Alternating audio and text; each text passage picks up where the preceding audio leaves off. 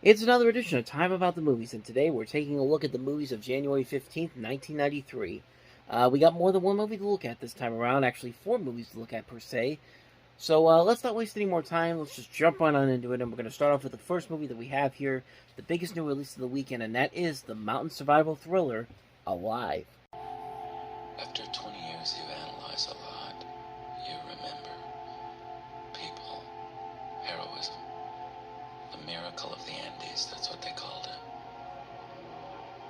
To be affronted by solitude without decadence or a single material thing to prostitute it elevates you to a spiritual plane where I felt the presence of God. Now there's the God they taught me about at school. And there is the God that's hidden by what surrounds us in this civilization. Are we supposed to fly that close to the mountains?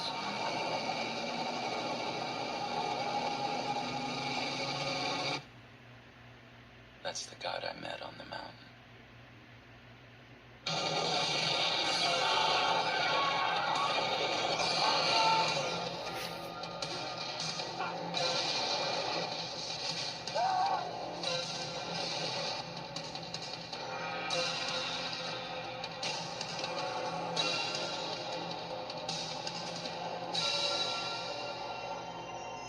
We were brought together by a grand experience.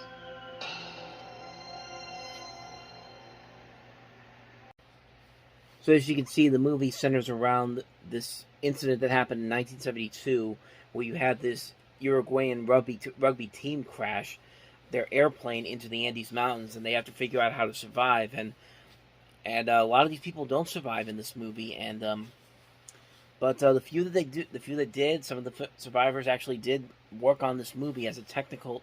In fact, one of the survivors was a technical advisor on the film, Nandu Parado, who was actually portrayed in this movie by Ethan Hawke. This movie is directed by Frank Marshall. This comes after he did Arachnophobia 3 years ago, written by John Patrick Shanley of Joe vs. the Volcano and Moonstruck fame, and you've got some really good talent here. The story overall is very interesting, very exciting to see. Unfortunately, the movie itself, I just don't think it had that spark that this type of a movie could usually work with. I think let me put it this way. I think a better movie, like something like this, is something like Everest, which came out about 10 years ago, which I think that was a much better movie than this movie is, unfortunately.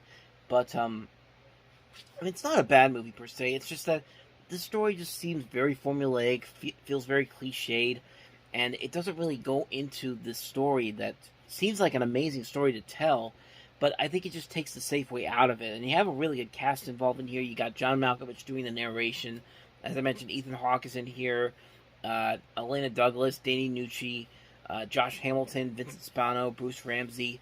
Just a good cast overall here. They're doing the best that they can here, but the main problem with the movie, I think, is the story, and that's really something that when you have a guy like John Patrick Shanley, who's one of the great writers of this time period, who is writing these really great movies, and then he does something like this, where it just doesn't feel like he's really putting his all into it. It feels like a movie that's just kind of being written as a crowd-pleasing movie, and nothing that really is going to win him another Academy Award.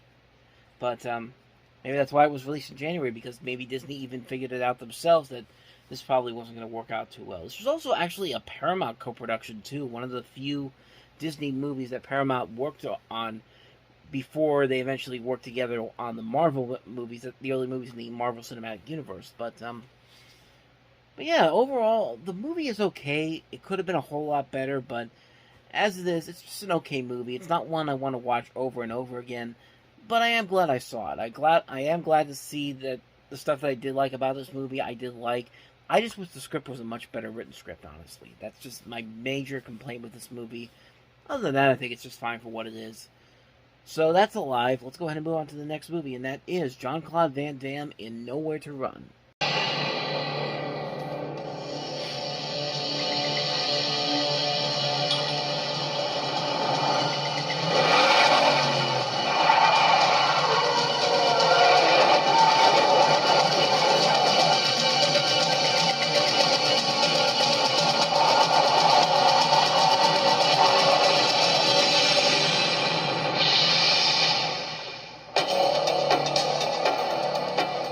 fugitive with nowhere to run. How come you've got a gun? You a bad guy? A family with everything to lose. I'm not gonna give up my home. And no one to turn to. Sam! Move on. Who are you? You're not from around here, are you? When the enemy can destroy a town. They want your land. Why? We're gonna need her parcel. It's right in the middle of the whole development. And the law is on their side. Stop right there. The only hope for justice For everybody's sake, just get out of here! is an outlaw. When push comes to shove, you're gonna be dealing with me. I look forward to it. It's our duty to inform the authorities of Mr. Gillen's whereabouts. Sam! Something's wrong!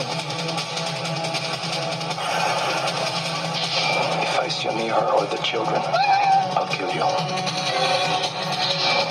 Jean-Claude Van Damme, as you've never seen him before.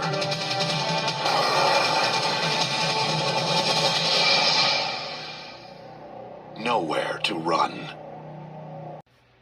I mean, I don't know. I mean, this is pretty much what Jean-Claude Van Damme was doing at the time. I mean, really, was there anything different about this movie than any other Jean-Claude Van Damme movie? I mean, I guess it's not just a straight-up action movie. I guess he is trying to be more dramatic, but at the same time, there's really nothing there that makes this different than anything else that Van Damme had done up to this point.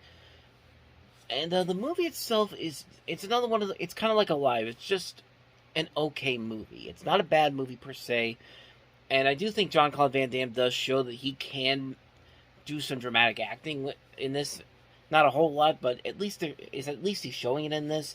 But yeah, I saw it once, thought it was okay, but it's not something I really want to run out and see again. It's one of those movies that kind of feels like it just felt like a movie that didn't really work as well as I think they wanted it to. I think you got a script right here that's by Joe Esterhaus, who had just come off of Basic Instinct. This is the first movie he did after that, and he was one of the co-writers on this. This was supposed to be part of a 3-year picture deal with Columbia Pictures for Jean-Claude Van Damme, and I don't know. Even Van Damme himself has said that the script was not that good, and the writers told him they were going to fix everything, and never did anything with it. So it felt like Van Damme was kind of trapped into doing this movie. I do like that he did try his best to show that he could be just more than an action star, but other than that, though, this is just a pretty generic action movie, honestly, with some quality actors involved. You got Rosanna Arquette in there, Kieran Culkin, just as his brother Macaulay Culkin was in the peak of his career, Ted Levine, Josh Acklin.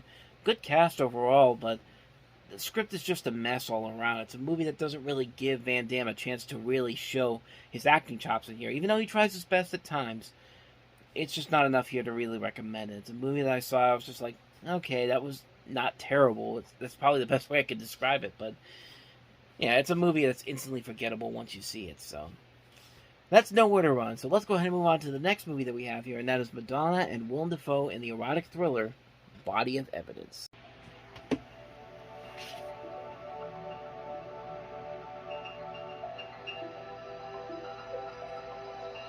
Have you ever seen animals make love, Frank? It's intense. It's violent. We're not animals. Yes, we are. She is a beautiful woman. But when this trial is over, you will see her no differently than a gun or a knife or any other instrument used as a weapon. She is a killer. Frank, come on, you get a story here, Frank. Did you do it, Miss Carlson? Looks like she had him chewing on the wood. There weren't rope burns. She had him handcuffed. Do you think I killed him? That's a question I never ask my clients. There's nothing wrong with admitting that you want me, Frank. What did she do to you, Frank? How did you get those marks on your chest? What are they? Bites? Wish me luck. The women hate me. They think I'm a whore. Men don't marry women like her. And the men see a cold, heartless bitch they can pay back for every chick that's ever blown them off in a bar. Sex was a game to her. I must have been out of my mind to get involved with you. Was she using a razor blade? I'm hard to resist. Nobody's looking.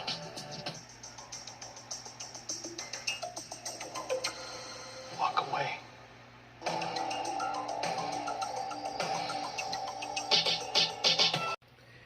And here we have yet another one of the many rip-offs of Basic Instinct that came after that movie became such a success. I mean, the movie right here pretty much is just a knockoff of Basic Instinct, and not a very good one. You could put Madonna with all these talented people, Willem Dafoe, Joe Mantegna, Ann Archer, a young Julianne Moore, and even then, they can't save this movie. And Madonna's not a bad actress. We've seen her be good in movies. Desperately Seeking Susan. I liked her in Who's That Girl, even though I don't think that movie's all that great.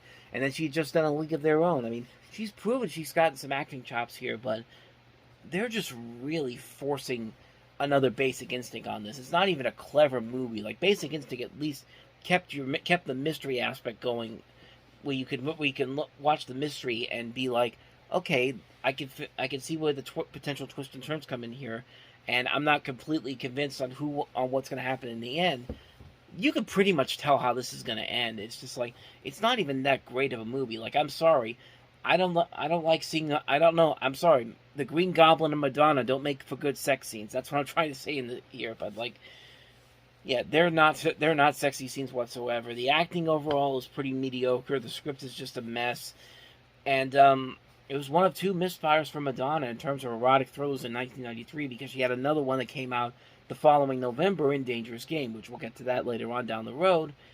But yeah, Madonna picked some good movies, but then there's movies like this that was just like, what were you thinking when you said yes to this? I mean, it's a mess of a film. It's a mess of a film all around. It's one of the worst movies of the year, and you can kind of see why just from that trailer. So that's Body of Evidence. Now, with that said, let's get ahead and move on to the next movie, and that is the last movie, I should say, Man Bites Dog. Remy, I'm a filmmaker, and I'm making a film about Ben, a man of many talents. He was a connoisseur of fine foods, a first-rate poet, a philosopher, and a composer. But what fascinated me most about Ben was the intensity he brought to his work. Ben was a killer, an extremely clever and creative killer. Well, that escalated pretty quickly. I mean, holy crap. I mean, that's pretty much what this movie is. The film follows a crew of filmmakers following a serial killer and recording his horrific crimes for a documentary that they're producing. And then if they don't like it at first, but then they get so involved with it, and they eventually become accomplices in this. And it's pretty amazing that this movie actually exists, and it's actually pretty funny. It's a strange black comedy that's pretty horrific at the same time, but it's a really good movie. Like, if you really go into it knowing that it's going to be extremely violent, knowing it's going to take this insane level that it does, you could really find yourself really enjoying this movie. This comes from Belgium, and it's just a ton of fun all around. I was pleasantly surprised when I saw this movie. I was just like, wow, I enjoyed this a whole lot more than I thought it was going to. I don't know if that makes me I don't know if I should be concerned about that, but as far as the movie itself goes, if you go into it with the right notion that you're going to see something very horrific but also pretty hilarious, you can find a lot to enjoy in this movie, honestly. It's one that I was so glad that I found. It's a little bit of an underrated gem, honestly. And it's one of the few NC-17 movies that actually ends up being pretty good when you really look at some of the movies that were coming out at the time. But yeah, that's pretty much all I got to say about Man Bites Dog. It's a weird, bizarre black comedy that actually is violent, nasty, but a ton of fun to watch if you're in the right mood. And so on that note, we wrap up another edition of Time About the Movies. Next time we meet, we'll look at January 22nd. 4 movies again to look at, including another mountain movie that was the top film that weekend, Aspen Extreme. We also have Hexed, Night Moves, and Gun Crazy. So we'll look at all 4 of those movies next time. But until then, thank you very much for watching. And if you want to see more videos like this, please hit the playlist on the next page. Check out the previous episode. And I'll see you guys tomorrow for another episode. So thank you for watching. I'll see you next time. And until then, as always, take care.